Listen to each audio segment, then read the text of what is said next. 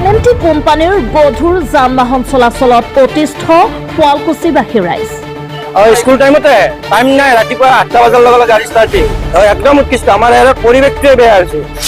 নাগালেণ্ডৰ ৰেজিষ্ট্ৰেশ্যন থকা NL01N2 982 গাড়ীৰ তলত সোমাই প্ৰথমতে প্ৰাণ ৰক্ষা যুৱকৰ। স্পীডত আহি একদম ডাইৰেক্ট মাৰিয়ে দিছে, গাড়ী তলত সোমাই গৈছে আৰু কিবা কৰি ল'ৰাটো তাৰপিছত যি আঁঠু গাড়ীয়ে নিজে ওলাই আহিছে। শুৱালকুছিৰ ৰাজগড় অঞ্চলত সংঘটিত হয় এক ভয়ানক পথ দুৰ্ঘটনা।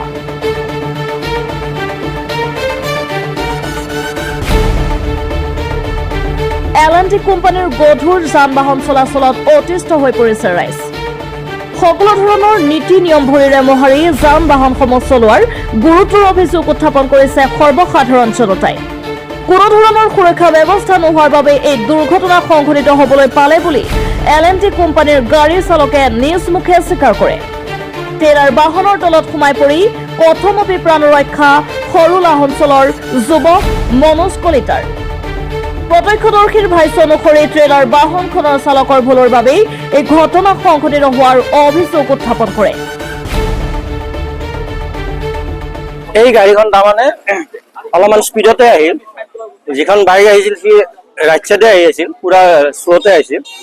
তাৰপিছত এখন গাড়ীখন তাৰমানে স্পীডে হৈছিল, স্পীডত আহি একদম ডাইৰেক্ট মাৰিয়ে দিছে, গাড়ী তলত সোমাই গৈছে আৰু কিবা কৰি ল'ৰাটো ওলাই আমি আগৰ পৰা দেখা পাই কিনে তাক তাৰমানে গাড়ীখন ৰাখিলো আমি হাল্লা কৰি কিনে। তাৰপিছত সি আঁঠু গাড়ীয়ে নিজে ওলাই আহিছে। আৰু এনেকুৱা ৰাস্তাত গাড়ী স্পীডত আহিব নালাগে, ৰাস্তাটো এনে টাৰ্ণিং ৰাস্তা, ইমান আৰু লম্বা গাড়ী আহিব নালাগে না, হেভি গাড়ী আছে। স্কুল টাইমতে টাইম নাই, ৰাতিপুৱা 8টা বজাৰ লগে গাড়ী ষ্টাৰ্টিং একদম উৎকৃষ্ট। আমাৰ ইয়াৰ পৰিৱেশটোৱে বেয়া হৈছে। ৰাস্তাৰ পানী নামাৰে, থাকিব নোৱাৰি, গাড়ী এত কণ্টিনিউৱাছ ৰানিঙে আহি থাকে, নদীৰ বালিগাঁতি আছে, পাল নামাৰে, বিভিন্ন ধৰণৰ অসুবিধা আমাৰ এই প্ৰব্লেম পাই আছে। কোনো হেৰি মানে হেল্পাৰৰ ব্যৱস্থা নাই চাইড চাৱাৰ কাৰণে, এই ডাম্পাৰবিলাকো হে নাই, কোনো মানে হেল্পাৰৰ ব্যৱস্থা নাই, অকলে আহিব, সেইকাৰণেতো সংঘটিত হৈছে। লগত হেল্পাৰ নাই, হেল্পাৰৰ ব্যৱস্থা নাই। শুৱালকুছিৰ পৰা লিপাংকৰ ঠাকুৰীয়া ৰিপৰ্ট।